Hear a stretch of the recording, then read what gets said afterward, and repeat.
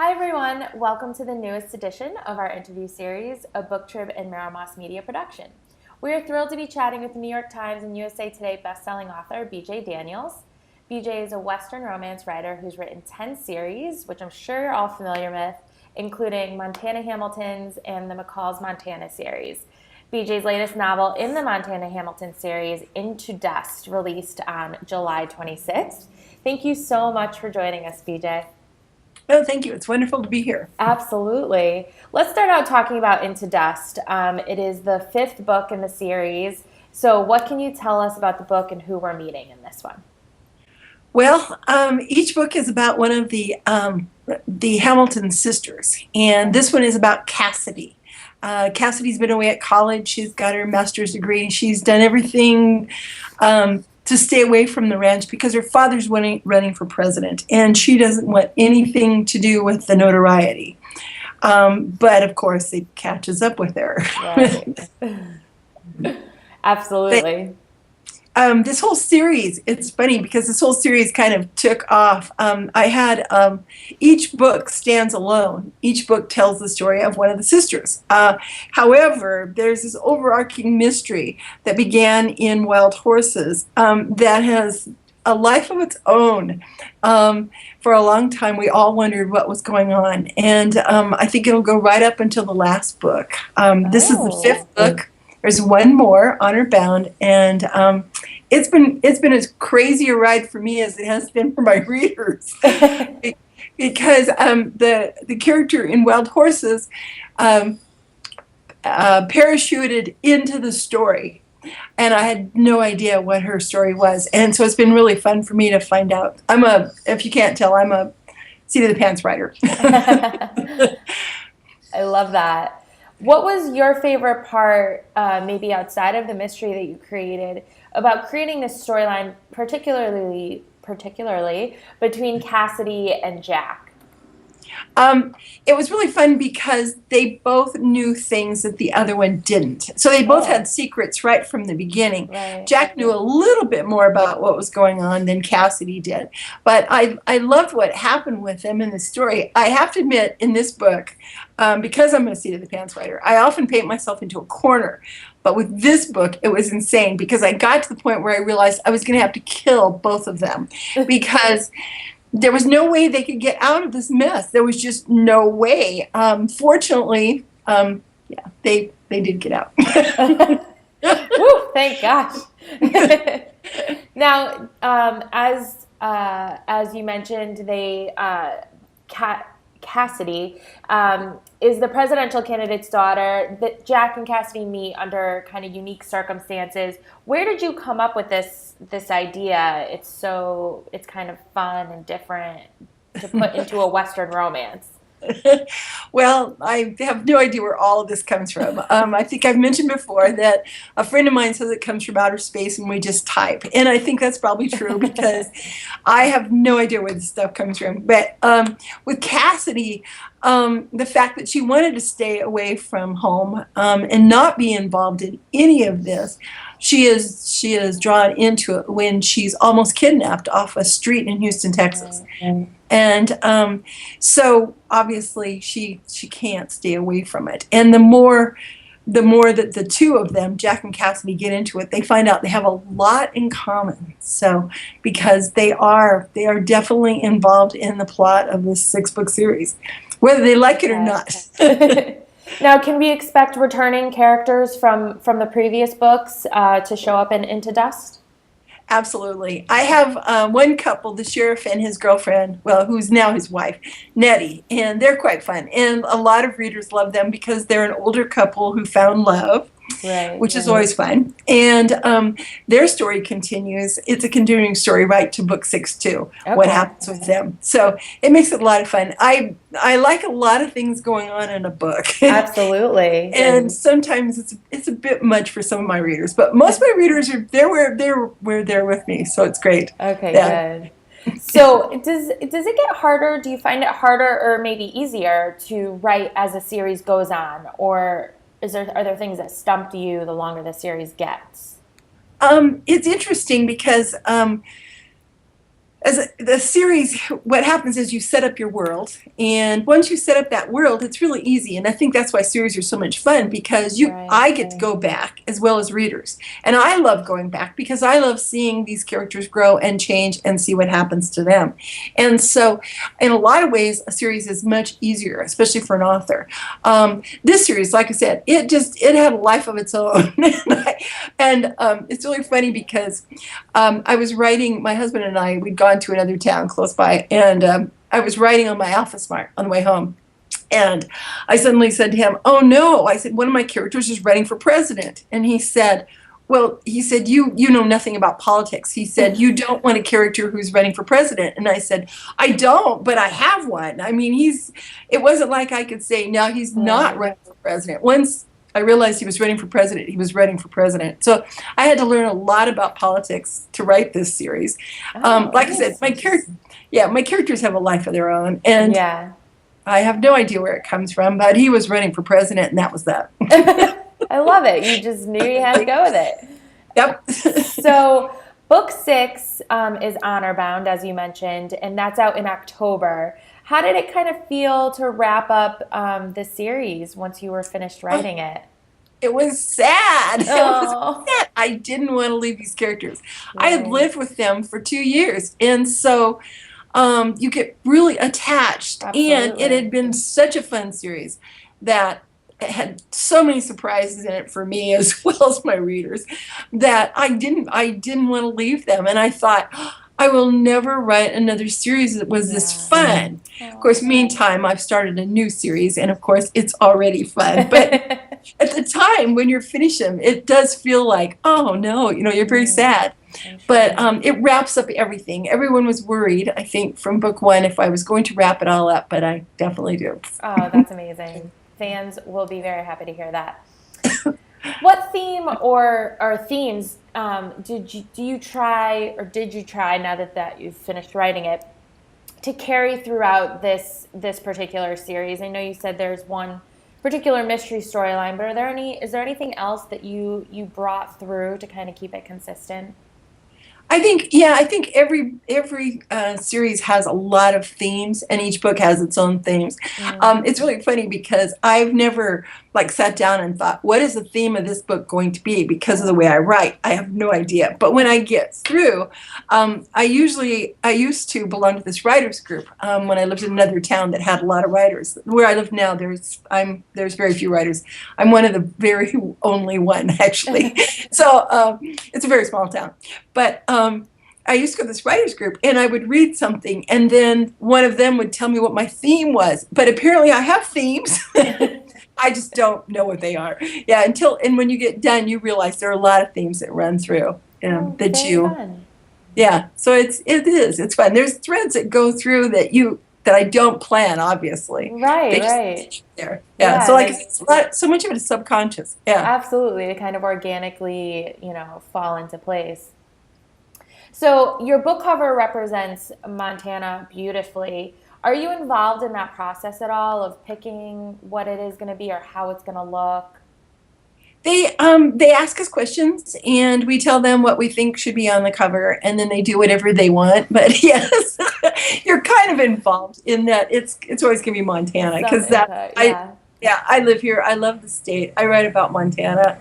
It's like a character in my book. Yeah. Great. But no, we don't have a lot of control. Okay.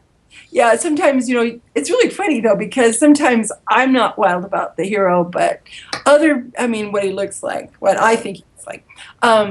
But it's really funny because readers love him, or like my agent loves the hero on the front of Into Dust. She just loves him. I just sent her a bookmark because I knew she liked him so well. And I was like, so it's nice because they vary enough that you're bound to find somebody who really loves them. Absolutely. But they're in my head, and nobody could ever match what's in my head. So that's for sure.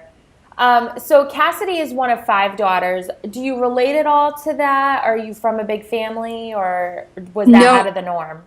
No, she's one of six, but six, yeah, because there's Seven daughters. Six daughters, Gotcha. yeah. But no, not at all. I was the only daughter. I just have a brother. So I Oh, hadn't. wow. So complete Yeah, I have. opposite. I know, but I like the idea of big families. I think big families. I do have 10 grandchildren, and my one wow. stepdaughter has 8. So I see how big families work, and it's wonderful. Yeah, it's really fun. Yeah, and I wish I'd had more kids. I just. Sure, it keeps you on your toes, though. Oh yeah, that many grandchildren? Yes. Yes. So there's a ton of twists and turns in your novels. How do you decide on particular twists and turns that you're going to include, and then some others you want to? Maybe they don't work. Like, how do you pick what's going to go on in that novel? I honestly, I hate to even admit this because it makes it, I want people to think, this is really hard. I sit down at the computer and I put my fingers on the keys, and once the characters start talking, they know so much more about what's going on than I do. Okay. In the first book, Wild Horses, when the mother of the 6 daughters parachutes back into the area in the middle of the night and has no memory of where she's been for the last 22 years. That book ends pretty much there. And some of my writer friends said, well, did you know what her story was? And I said, no. And they said, that was book 1 of 6 books, and you didn't know what it was about? And I said, no, but I have faith that when I put my fingers on the keys again, that they will talk to me, and I will find out what's going on. It's a crazy way to write. It's really scary sometimes, especially when you have a deadline and they're not talking to you. But that's, there's really no planning. I hate to admit that, but it's true. Yes, it drives my editor crazy. I'm sure. You're like, I don't know. I have no answers. Well, it's funny because she asked me about this mother who is kind of, she's the overarching mystery. And she asked me one time about, I think it was about book 3. She goes, is she good or is she bad? And I said, we don't know, do we? And she went, oh, BJ. So it is. I wish I plotted books. It'd make it a lot easier, right. I'm sure. But it's not the way I write. So I take it then you are not an outliner. No. Not at all. No plotting ahead at all. It's just insane. It's a crazy way to live. I just keep hoping it comes, It's very well. It's been working for you so far, so I think you're doing okay. Yeah. I think I'm on book. I finished book 80.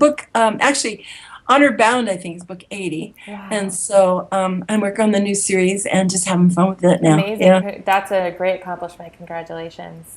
Oh, thank you. It's been fun all the way. Well, speaking of that, how do you keep them separated in your mind? Do you have a spreadsheet? How do you keep that separate? It's nuts. It's really funny because I'm sure people, when they run into me on the street, they think I'm a little spacey, Oh, well, obviously I've got all this stuff going on, and what's wild is none of it's real. It's, but it's the books become more real than reality. You go to the grocery store and it feels just odd that you're around these people after you've spent the whole day with these pretend people. But yes, as far as what's going on with the books, I have someone who sends me a spreadsheet that has the names of the people and their names of their horses and the color of their horses and their dogs. And because the biggest problem you run into is I'm an English major. I'm not a math major. And so what I run into trouble is, like, if they're pregnant in book 1 and in book 6, do they have the baby, How old is the child? Exactly. They're in college? Oh, no. So that part gets really nuts, because I years ago, I did have one that someone said, I think that woman was pregnant for 18 months. So you have to be very careful with those. Yes, those kind of things are really, and the ages of the people, so they didn't have the baby at 8, so. Exactly. Just those little things, that you have to worry about. That rapid aging takes place in your books. Yes. So that part's scary. Yeah. That's funny. So from your first book to now your latest, Is there anything that stands out in your mind that may have changed either with your writing or how you maybe approach your next book? Have you seen any kind of progression over the years? I think I have more faith in the process because, Mm. like I said, it's a scary process. Yeah. And oftentimes, years ago, I've told this story before, but years ago, I was writing short stories for Women's World, and my hero started limping. And I thought, he doesn't limp. He doesn't have a limp. So you backspace, you delete it. But he kept limping through this short story. And I finally just left it in. And I got to the end and understood why he limped. And so that was like a light bulb went off. I thought, I need to trust myself. Just put it down, and if it doesn't make sense right now, it will. And that's kind of the way it works. I think a lot of mystery writers have to go back and add a lot of things to make it. It just kind of flows, and everything's just kind of there. But that's what I've learned, is trusting the process. Now, one of these days, I'll lose my mind, and I tell my husband, someday my editor may call and say, don't let her send in any more books. But for the time being, I'm going to trust the process. Fascinating. I absolutely love that. What makes the writing of a series maybe more enjoyable or appealing than a standalone? It's really fun because I want to find out what's going on. I don't think I would write if I knew how it was going to end. And since I don't, it's like reading a book to me. I have no idea. I get goosebumps sometimes when something happens. And the neat thing about a series is that you get to live with those characters for 2 years while you're writing that book. Right. That's that 6-book series. And it's really fun because they become really real to you, extremely real to you. Right. Absolutely. I'm sure. Real in the outdoors. Yeah. So is there any kind of advice that you might have maybe for a writer starting out or someone who's just looking to kind of go down the path that you did? Do you have any kind of initial advice for them? I do. You need to trust yourself, because one of the biggest problems is once you start taking writing classes and stuff, people will try to tell you how to write. And I mean, one of the worst things was some of the first writing classes I went to, they would hand you this character sheet, and you have to put down everything you know about your character. Well, if I haven't started the book, I don't know anything about my character. And I thought I was doing it wrong. It's like I'm doing this wrong, and I would try to fill it in, but it was really hard because I was just like, but I think that's the big thing, is trust yourself. And a lot of people think you need a big education or you need to know how to spell or any of that stuff. You don't. It's all about storytelling. Stephen King has a wonderful book out about writing, and it is. I totally agree with him. It's all about storytelling. I think he writes a lot like I do, so that helps too. Those classes are not for you. No, they're not. And a lot of people, I've spoken at a lot of conferences and stuff, and the people who write like I do, they're so glad to hear that they're not doing it wrong. There's people out there that this is the way we write. And, absolutely. I know so many writer friends, and we all write completely different. Yeah, I couldn't write like they do, and they don't write like I do. Well, they're really glad they don't write like I do. Right. Is there anything that you haven't written yet that's kind of on your writing goals list? Oh, as a matter of fact, we were at the lake a couple of days ago, and there was this huge thunderstorm. I love thunderstorms. And this whole plot kind of things, I could just feel it. That's usually the way they come, is just this feeling. Okay. I could see the lights across the lake and the lightning and the thunder and the wind and the rain, and I thought, whoa, I think that's my next big series after the one I'm working on. So, but I know very little. There's a thunderstorm, there's some lights across the lake. I mean, it sounds like that's all you need. So that's all there you go. Yeah. So hopefully it works out. But absolutely. I can feel that one in the back of my mind. So yeah, it's coming. I love it. Is there anything on your nightstand right now that you're currently reading, or do you have a to-be-read pile sitting by your bed that you're just dying to jump into?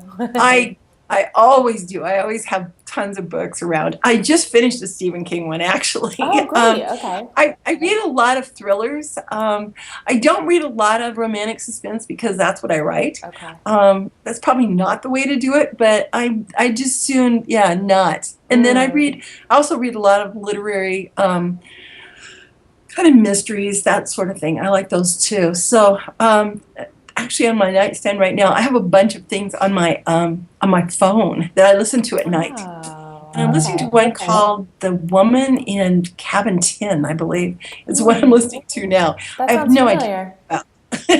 So, but yeah, I've had a lot of favorites. The Girl on the Train. I loved Gone Girl, of course. Yeah, love that because that was. See, now there is a wonderful theme, marriage, which often ends up in my books because marriage is one of those things that, like, oh my gosh, why it works, you have no idea. Because two people really never know each other, and so true. that just right there, you're wondering what's going on with them, and so that's really fun. I love those. In fact, the book I'm working on now in the new series, they don't know each other. You know, they're just at that point where they both have big secrets, and it's really fun. It's really fun because you never tell everything. Absolutely. So speaking of that, I'm not sure if that's what's coming up next for you, but once Honor Bound comes out in October, what do you have coming down the pike? I have more intrigues coming. I started out my career, we moved to this small town, and I had this wonderful idea to put a series here. And there's, I believe, 24 books in that series, the White Horse series. And I'm going back to White Horse for 6 books, so I'm excited about that. Okay. So I'll be doing some of those. And I'm also starting this new series, which is called the Cahill Ranch series. Okay. And it's quite fun. I finished the first one, and I'm working on the second one. So, busy. Yeah, it's so funny because I'm going to a class reunion pretty soon here. And amazingly, all those people are really old, it turns out. And most of them are retired, and they just can't imagine that I've got all these books to write at this age. But I hope to die at my computer. I hope to write till the very end, or either that or lose my mind, whichever comes first. But yeah. But even then, I'm sure you'll still be spitting them out. Yes, it's just too much fun, and there's so many stories. It's just like I see them everywhere. Yeah, I love and that. I want to write that. Yeah, Absolutely. Well, you're doing an amazing job so far. I'm sure you are, just getting started. So, thank you. Absolutely. Well, congratulations on the release of Into Dust. We're very happy for you, and can't thank you enough for being here again. We love having you on. So thank you again for joining us. It's always fun. Absolutely. And thank you, everyone, for watching. You have a great day. Bye. You too. Bye.